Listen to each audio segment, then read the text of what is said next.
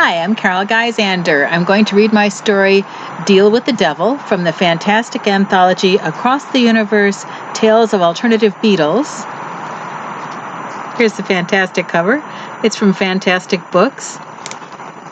If you're interested in finding out some more about the anthology, this is a QR code that you can scan to go see it on Amazon, or you can go to fantasticbooks.biz. I'll put this up again at the end. Thanks.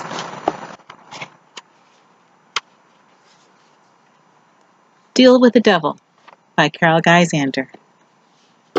John barged into the smoke-filled dressing room of the Litherland Music Hall, grimacing when the door bashed into his arm. He collapsed onto the ratty couch next to George, dropping his bag on the floor. His landing sent a cloud of loose stuffing onto his worn pants and dark open-neck shirt, which was nearly identical to what the other four young men lounging about the room wore. "All right, lads, half an hour before we go on." The band's drummer, Pete, rolled up onto one elbow from where he was sprawled on the floor next to Paul. He smiled and pointed at John. "About time you got here, mate. We were worried about you. Did you get it?" The 20-year-old pulled a small fold of paper out of his pocket, opened it, and took out a pill. "Of course, man. It just took a little while, that's all. Everybody's flying low. They must be recovering from Christmas. Scoring in North Liverpool is not as easy as it was in Hamburg. We're almost out of choices here. I have to be really on top of it tonight. But these lads are used to playing a show without sleep, and this will help." He grabbed the bottle of booze sitting on the console television next to the couch. Pete, Chaz, and Paul sat up. The five musicians formed a semicircle as they passed the pills, scarfing them down with swigs from the bottle. "Right now, lads, tonight is really important. Getting deported from Hamburg was a bummer for you, and I wasn't sure we'd even be going on. But I really think we're playing even better than ever. We've got another chance here, and I don't care what I have to do to get it on the charts. And Chaz, thanks for sitting in with us tonight." John looked around the circle and grinned after a moment. "May this bring us energy and good vibes tonight." "Groovy," said Pete, drumming a steady rhythm on the floor after swigging down his pill. He stopped momentarily to light a cigarette. Paul clapped his hands in delight and echoed John's words as he took the last pill from Chaz and flicked the paper away. "To the good vibes." He took another swig and placed the bottle on the floor in front of the television, between himself and John.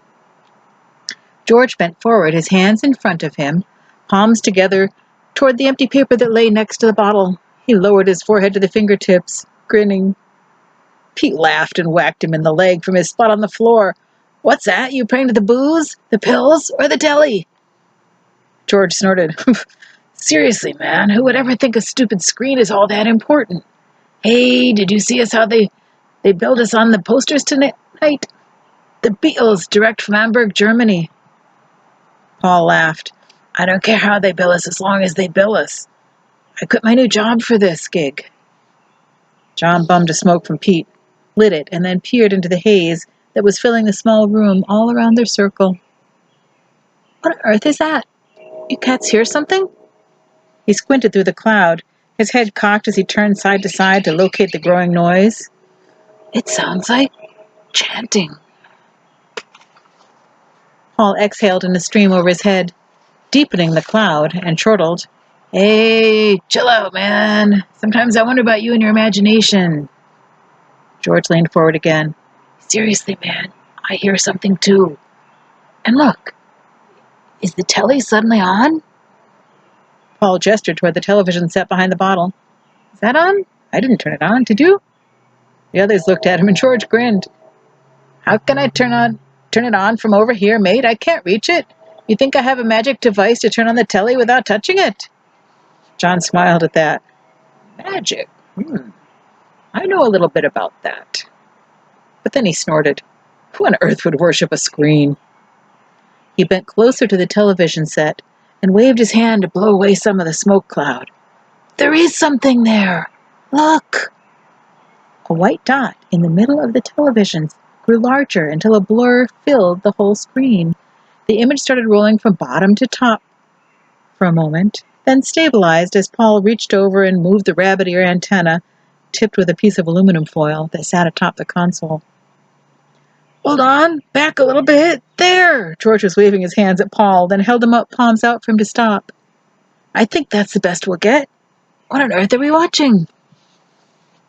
They all squinted at the black and white television screen. Looking back at them were two boys in their late teens, both seated facing each other on the floor. The pair had small plastic trays inverted on their heads, with the hinge upwards so that they looked like little roofs of a house. John could see images and words on the trays. When he peered closer, he noticed lines on the floor around where the two were sitting that seemed to form some sort of star. "It looks like a pentagram." Both of the young men were chanting some bizarre words. "By the power of Black Sabbath!" "Look at that! What kind of a show is this?" John pointed at the telly. Then he sat back, his eyes open wide with surprise as he heard his words in action echoed from the television. Then, "Look at that, Ty, on your dad's projection screen. It worked!" "But wait, dude, who are they?" The long-haired young man on the screen had turned toward them on the television and sat laughing with his eyebrows lifted high. Then he slapped his knee with one hand and pointed through the screen at the quintet with the other. His companion, whose hair was short in the front and long in the back, burst out giggling.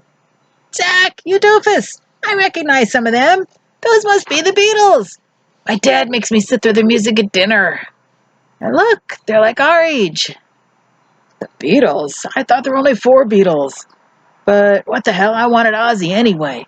And you wanted Dio. How do we get the Beatles instead of Black Sabbath?" "I don't know, Zach. Did we say all the words right? Maybe we conjured up the wrong thing. We asked for the greatest frontman to appear and settle our argument, and look what we got." Ty pointed toward them from where he sat in the pentacle on the floor. He frowned. "Maybe we should have specified we wanted one of the Black Sabbath frontmen." The 5 sat with their mouths agape, watching the two argue on the small screen. Pete looked at John. "They can see us? What kind of wizardry is this?" He turned to the telly again. John spoke carefully. "You there? Can you hear us?"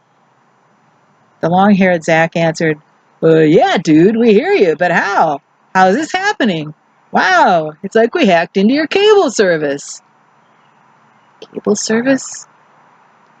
John took the lead in the discussion, as he did in most things.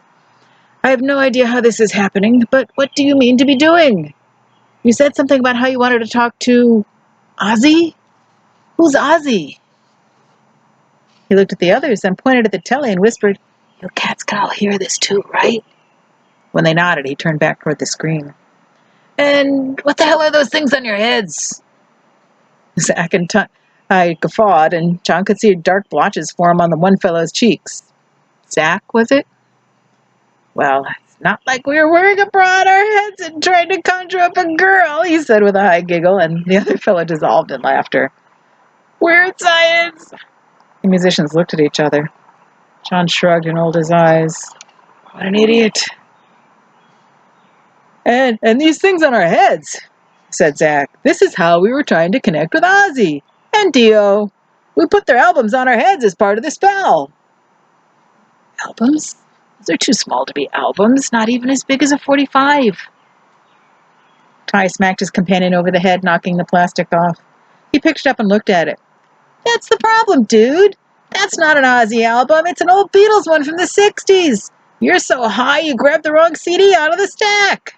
He held up the CD cover toward the quintet, showing a picture of some of them looking down from a stairwell. "What the hell is that? There's me, and Paul, and George, but... who's that guy?" Zach grumbled. "Yeah, maybe we didn't know what we were doing, but at least the spell worked. We wanted to party with some musicians, and we got some. It looks like they started without us," and the two pointed at the bottle on the floor and dissolved in laughter again. John sighed. "Right now, lads, let's say that you did something there to get a hold of someone, but you got us instead. Who were you trying to get?" "Ozzy, Ozzy, Ozzy," the long-haired guy on the television chanted. "He is the man, the Prince of Darkness. the head of Black Sabbath. You know, Ozzy. Hey, you guys do know Ozzy Osbourne, right? The pair looked out of the screen and surveyed the blank faces, staring back at them. Ty poked Zach in the shoulder. Of course they don't know Ozzy, Zach. These may be the Beatles, but they look really young. I don't think Ozzy's even famous yet.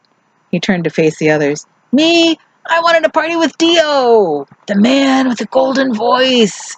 He took over as vocalist for Black Sabbath when Ozzy bailed. Dude, Dio couldn't sing Iron Man to save his life. You need that rasp, dude. John snapped his fingers at them to interrupt the argument and raised his voice. Right, we don't know Ozzy, or that's true. Or who did you say? D.O.? But what do you mean about being the Prince of Darkness? Are you using black magic to do this? George sat back and looked at John. Black magic? Come on, John, there's no such thing. John turned his palms up to the ceiling. I don't know, how else can we explain this? It's not like you can just talk to anyone on the telly and have them hear you. That's crazy. There has to be some other explanation. He turned back toward the pair and saw that they were making strange faces, sticking their tongues out and waggling them. John pulled his head back and blinked at them. Ty laughed. Black Sabbath, man, they're the bomb. And yeah, we use some of the things we learned from watching their shows to try to conjure them up. And they're not the only band to use black magic. They've just sold more records than anybody. At least 5 million of their latest one alone. The musicians all looked at each other. 5 million? John mouthed to George. Paul's mouth dropped open and he shook his head. He scooched forward toward the set and pointed his chin toward the screen. Listen, mate, I've never heard of anyone selling 5 million records. Just where are you? Or should I say, when are you? Ty stared back at him. Oh, right, of course.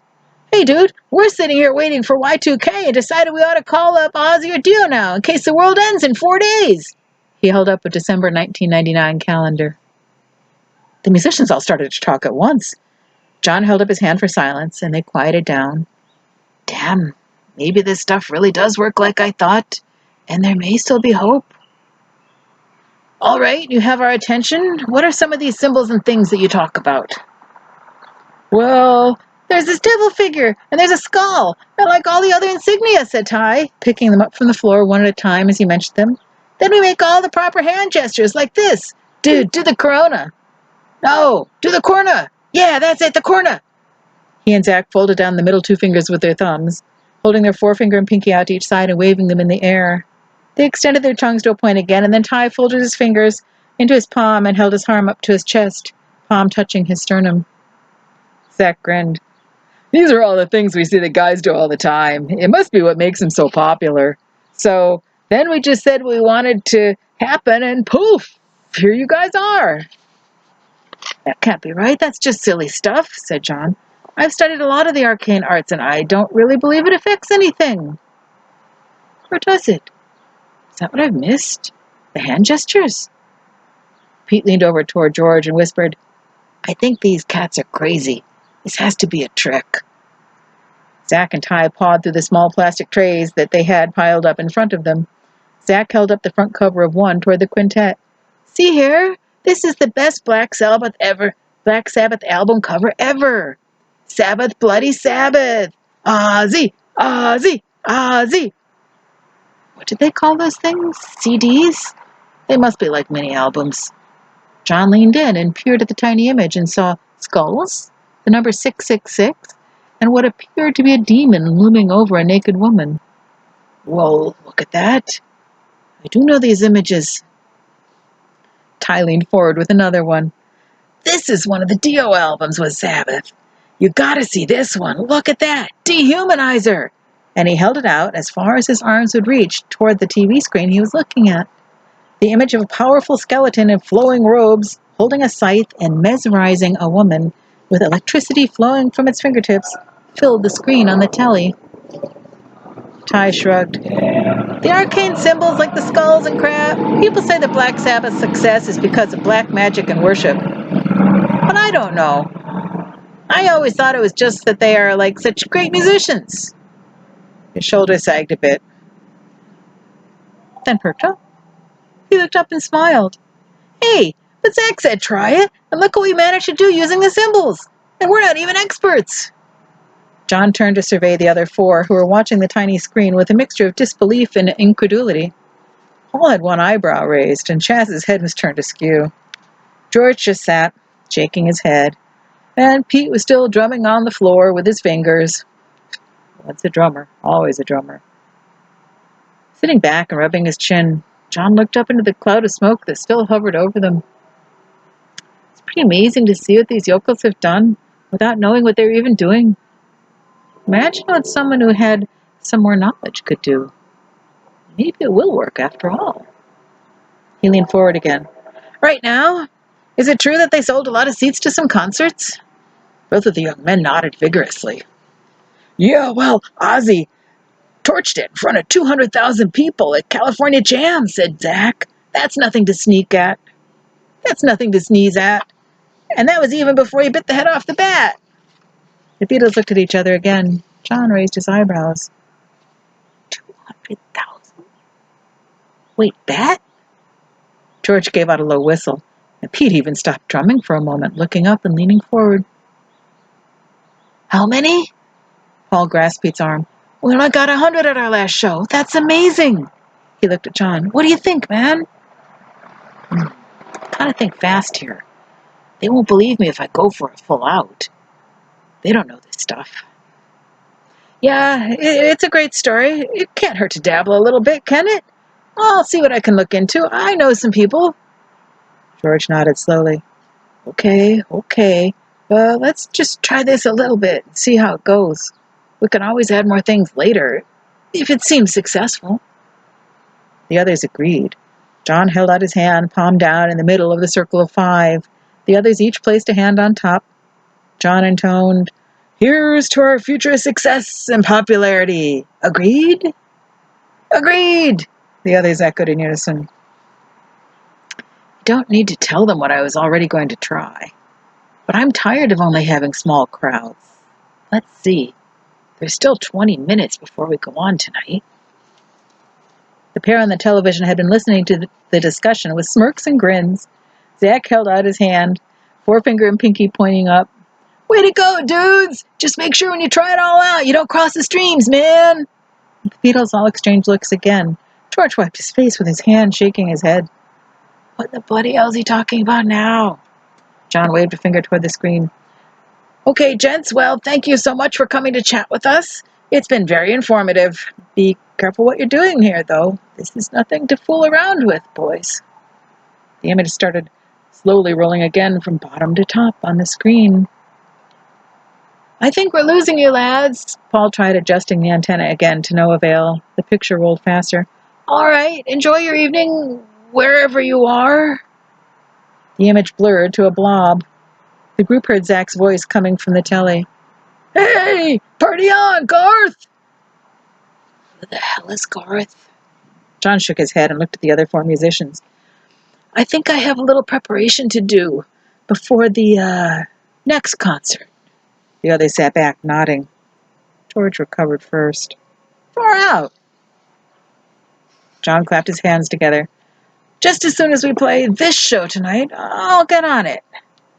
Exactamundo, John, said Paul. John glanced at his bag. Tell you what, lads, why don't you split and go do the equipment check upstairs? I want to chill out and think about this a bit. The others grabbed their matching jackets and headed out. Paul squeezed John's shoulder as he left. Out of sight, John. I dig it. After they were gone, John closed and locked the door. He reached into his bag, pulled out a skull, and started drawing a pentagram on the floor with chalk. 20 minutes later, John ran out onto the stage with the other musicians and strapped on his guitar. He turned to the audience and quailed for a moment.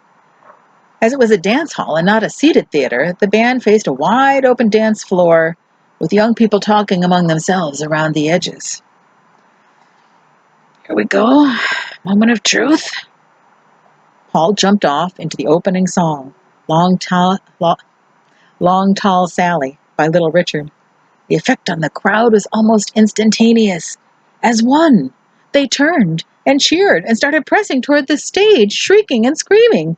The electricity in the room was palpable. John grinned fiercely while continuing to play and sing. He felt his heart soar. Oh, hell yes. Paul, John, George, Chaz, and Pete looked at each other in shock and amazement at the audience's reaction.